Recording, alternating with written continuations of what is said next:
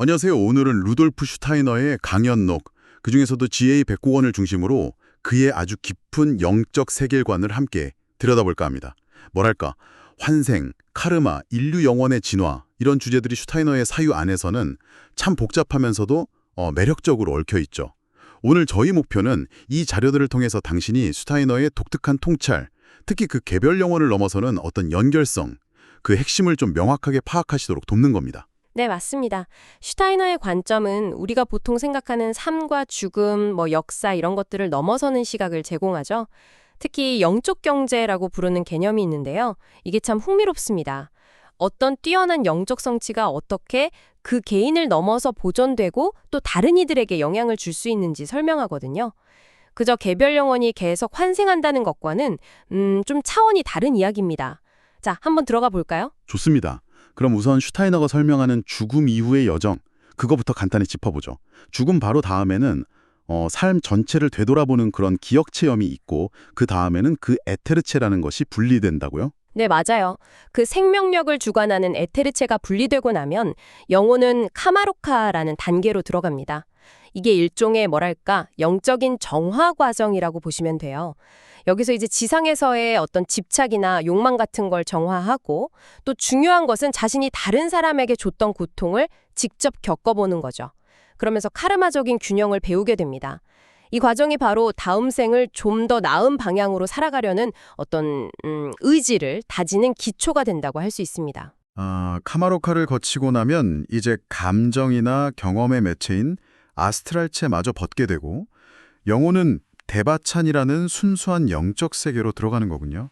거기서는 다음 생에 어떤 청사진을 그리고 우주적인 조화나 다른 영혼들과의 깊은 연결을 체험한다고 하셨죠? 그렇죠. 대바찬에서 충분히 준비하고 또 휴식을 취하고 나면 영혼은 아직 해결되지 않은 자신의 카르마, 그러니까 지상에서의 과제와 다시 연결되는 겁니다. 그러면서 새로운 삶에 대한 강한 이끌림을 느끼고 다시 태어나게 되는 거죠. 이게 기본적인 환생의 순환이라고 할 수 있겠습니다. 그런데 슈타이너는 여기서 이 과정을 훨씬 복잡하게 만드는 그 영적 경제라는 개념을 이야기합니다. 특별히 발달된 영적 구성 요소, 예를 들면 에테르체나 아스트랄체가 그냥 사라지는 게 아니라 후대의 다른 영혼에게 마치 유산처럼 전달될 수 있다. 이건 좀 우리가 보통 생각하는 개별 영혼의 고유성과는 다른 이야기 같은데요? 네, 바로 그 지점입니다. 그게 핵심이에요. 슈타이너는 아주 고도로 발달된 에테르체, 그러니까 생명력의 틀이죠. 혹은 아스트랄체, 감정이나 경험의 틀. 이런 것들이 하나의 영적인 원형 혹은 도구처럼 보존될 수 있다고 봤어요. 그리고 이게 전혀 다른 시대의 다른 개별성, 슈타이너 용어로는 자아 또는 이고라고 하죠. 이 다른 자아에게 주어질 수 있다는 겁니다. 이전 소유자와는 완전히 다른 영혼인데도요. 비유하자면 뛰어난 장인이 만든 아주 귀한 도구가 다음 세대 장인에게 전수되는 것과 비슷하다고 할까요? 영적 진화의 효율성을 위한 어떤 우주적인 원리인 셈이죠. 와, 구체적인 예시를 들어주시니까 더 흥미롭네요. 그 구약의 셈의 에테르체가 후대 멜기세덱에게 영향을 주었다거나 또 예수님의 에테르체 복사본이 아우구스티누스 같은 인물에게 그리고 아스트랄체 복사본은 아시시의 프란시스코 같은 인물에게 영향을 미쳤다는 설명 말이죠. 그러니까 그분들의 어떤 특별한 능력이나 성향이 이런 식으로 설명될 수도 있다는 거군요. 네, 니콜라우스 쿠자누스의 아스트랄체가 코페르니쿠스의 우주관에 영향을 미쳤다는 주장도 바로 그런 맥락입니다. 단순히 아이디어를 얻는 차원을 넘어서 어떤 특정 방식으로 조율된 영적인 기관 자체가 영향을 준다는 개념이죠. 역사의 어떤 위대한 도약이나 특정 인물의 비범함 뒤에는 어쩌면 이런 영적 유산의 전달이 있을 수 있다는 상당히 혁명적인 관점이라고 할 수 있습니다. 그렇군요. 그렇다면 영적 세계를 인식하는 능력, 그러니까 클레어보յան스 혹은 천리안에 대한 슈타이너의 설명도 참 독특할 것 같은데요. 어떤 법칙 같은 게 있다고 하셨죠? 네, 이것도 흥미로운 부분인데요. 슈타이너는 일단 어떤 영적인 진실이 한 탐구자에 의해서 발견이 되면 그 이후의 탐구자는 그 진실이 이미 발견되었다는 사실 자체를 어떤 식으로든 알아야만 동일한 진실을 다시 독립적으로 인식할 수 있다고 말합니다. 이게 마치 과학에서 선행 연구를 알아야 다음 단계로 나아갈 수 있는 것과 좀 비슷하다고 할까요? 그러니까 영적인 발견이라는 것도 완전히 고립된 행위가 아니라 선구자들과의 보이지 않는 어떤 연결 속에서 이루어진다는 의미죠. 아, 정말 흥미롭네요. 그러니까 영적 탐구 역시 일종의 공동작업 같은 거군요.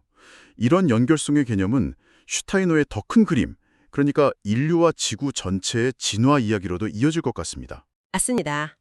바로 그 지점에서 슈타이너는 토성기, 태양기, 달기, 그리고 현재 우리가 사는 지구기로 이어지는 아주 장대한 우주적 진화론을 펼치죠. 각 시대마다 상위의 영적 존재들이 개입해서 인간의 물리체, 에테르체, 아스트랄체 같은 복합적인 구조를 점진적으로 형성해 왔다고 설명을 합니다. 예를 들어 고대 아틀란티스 시대에는 지금과는 다른 영적 능력이 중요했고 그 이후의 문명은 조로아스터 같은 영적 스승들에 의해서 인도되었다고 보고요. 특히 골고다의 신비, 즉 예수 그리스도의 사건은 지구 전체의 영적인 분위기 자체를 바꾼 결정적인 전환점으로 간주됩니다. 이 모든 것은 개별 영혼의 여정을 넘어선 아주 거대한 진화의 흐름 속에 있는 것이죠. 네, 오늘 슈타이너의 정말 방대한 세계관 중에서 일부, 특히 환생의 복잡성, 그리고 영적 유산이 공유될 수 있다는 이 영적 경제 개념을 좀 맛봤습니다. 우리의 삶이 단순히 그냥 고립된 개별 사건들의 연속이 아니라 에테르체나 아스트랄체 같은 영적 요소들을 통해서 시공간을 초월해서 서로 영향을 주고받는다는 생각은 나라는 존재에 대해서 다시 한번 생각해보게 만드네요. 그렇죠. 이런 관점은 역사나 다른 사람들, 그리고 당신 자신의 잠재력을 이해하는데 정말 완전히 새로운 깊이를 더해줄 수 있습니다.